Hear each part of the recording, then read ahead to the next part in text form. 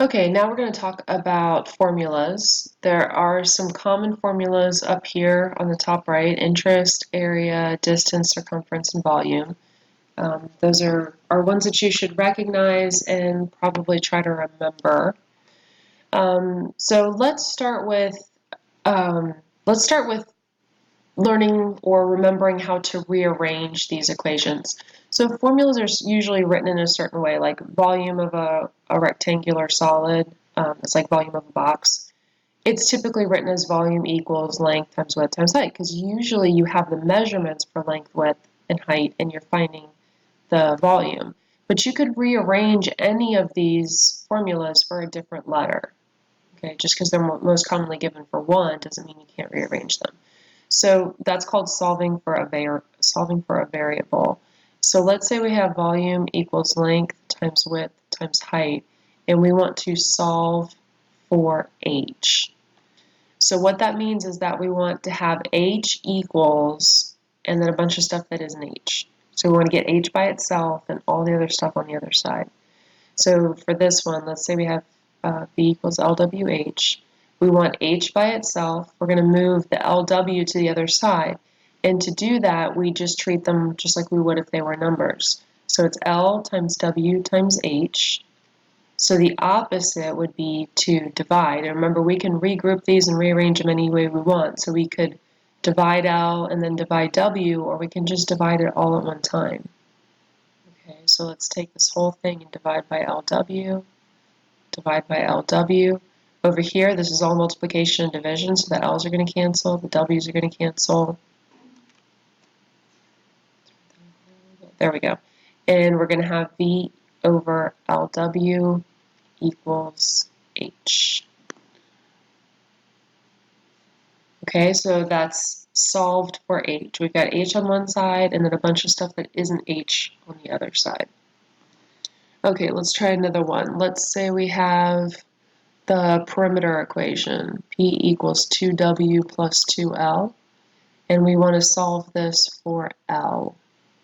So we want to get L by itself and all the other stuff on the other side. Okay, so let me rewrite this. Okay, so we want L by itself. It's the only L term in the whole thing, so we don't need to simplify. We need L by itself. That means we want to move everything else away. So first, let's move the 2W. Okay, so it's plus 2W. So we're going to do the opposite, minus 2W, minus 2W. Okay, so we're going to get P minus 2W. We can't combine those, and that's okay, equals 2L. Okay, so 2 times L, our next step is to divide by 2. There's two different ways that we can do this. Okay, so P minus 2W equals 2L. So remember, when we multiply or divide, we've got to do the whole left-hand side and the whole right-hand side. So if we want to divide by 2, we've got to do everything divided by 2. Okay, so that's going to give us P minus 2W over 2 equals L. Okay, so that's one way to do it, and that's a perfectly fine answer. The one thing that you have to be careful with here is that you cannot cancel these 2's. I know it looks tempting to be able to cancel it like we canceled over here, but this subtraction, addition or subtraction, in any part of a fraction is going to change that. You can only cancel over multiplication and division. So this isn't 2 over 2 because of the P minus 2W. Okay, so we cannot cancel those. All right, so what's another way that we could do this? All right, so we could think of this as multiplying by 1/2, in which case we distribute it through all of the terms. So another way to think of multiplying or dividing is by doing it to every term of the equation. Okay, so you can multiply or divide on the whole left and the whole right, or you can just go ahead and distribute it through and do it to every term in the equation. So what does this get us? This gets us P over 2 for the first term, minus 2W over 2 for the second term. Now this one, the 2's do cancel because it's all multiplication and division. 2 times W over 2. 2 over 2 is 1. Those do cancel, and we're just left with W.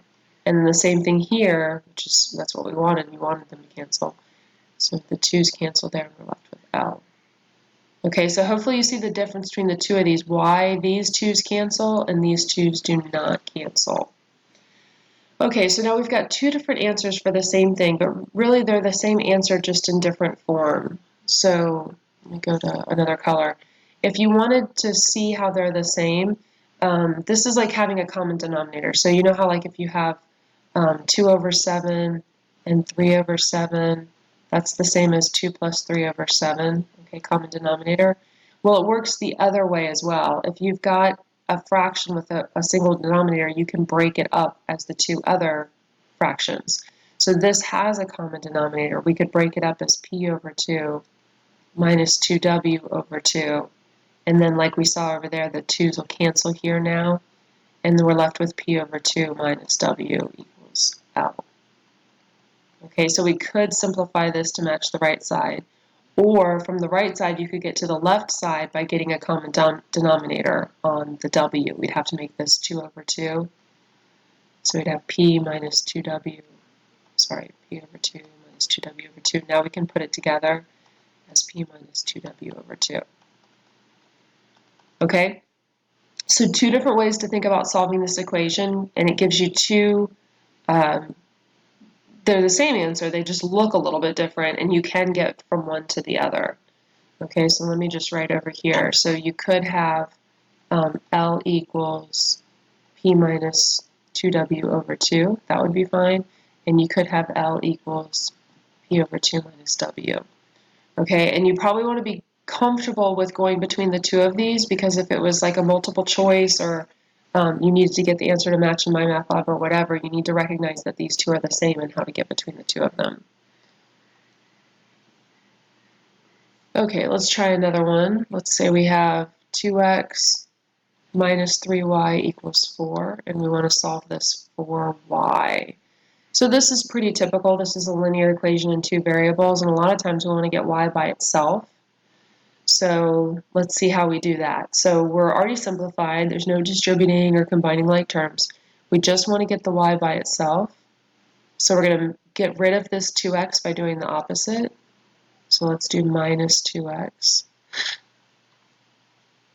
Okay, so now we've got 3y on the left, and we've got 4 minus 2x on the right. Okay, now like we did before, there's two different ways to divide this out. We're going to do like the one on the right, where we divide all of the terms by -3, just because that puts us in the more typical format. So I'm going to divide everything by -3. -3. Okay, so on the left-hand side, they're going to cancel, which is what we want. We're just left with y. We've got 4 over -3, so remember that a negative on top is the same as a negative on bottom, which is the same as a negative out front. Okay, so the negative can go on the top, the bottom, or out front. All of those are the same thing. So here I see 4 over -3. I would probably just put that out front as a -4/3. Not that it's right or wrong, just that looks a little bit more comfortable to me. And then the last one, we've got negative over negative, or minus, minus is the same as plus negative, so we've got negative over negative, that's going to come out positive. And then we've got 2x over 3. So just like this over here, you can write it as 2x over 3, or you can write it, I don't know where that one came from, or you can write it as 2/3 x. Okay, these two things are equivalent. Either one of those would be fine. So it's going to be positive 2/3 x. Okay, so that's the idea there. Let's do one more. Let's see if we can squeeze it back in over here. Oh shoot, sorry, this is a little error, it keeps popping up. It does eventually go away. Okay, let's do one more. Let's do p equals 2x minus 3xy for x. Okay, now this one's a little bit tricky, and it's different from all the others that we've seen because we've got two terms with x in it, and we can't put them together. This one's 2x, This one's 3xy. So this is an x term, this is an xy term. We can't put them together, but we need to have x equals a bunch of stuff that is not x. So we've got to figure out some way to isolate the x. So the trick here is to do the reverse of distributing. We're going to factor it. Okay, so both terms have an x in it, so I can bring the x out to the front, and it's going to look like that. Okay, so you should see if we distribute it, we'd be back to where we started, x times 2 and x times 3y. Okay, so bringing it out to the front is factoring it. Now I have x by itself, so now I should be able to solve this. I've got x times a bunch of junk. Okay, so let me come down here. All right, what I have right now is I've got p equals x times a bunch of stuff. Let's call it k. We haven't used that letter.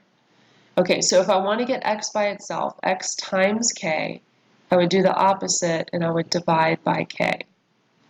And I would get p over k equals, this would be gone now, x. Okay, so it's the same idea up here, but instead of k, I've got this stuff in the parentheses. But it doesn't matter what's inside the parentheses. It's still x times something. So to solve this, we can just divide by that something. So I can divide by the whole thing, 2 minus 3y. And I do the same thing on the left-hand side, 2 minus 3y. So x times 2 minus 3y over 2 minus 3y. Even though it looks kind of weird, it cancels just like it does down here. The whole quantity cancels. And we get p over 2 minus 3y equals x. Okay, and this one is not going to simplify because addition or subtraction in the denominator is not the same as having a common denominator like we had over here. So this one we cannot break apart. You can't break apart a common numerator. That's not a thing.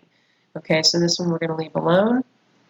And we've got x equals a bunch of stuff that is not x. So that is solved.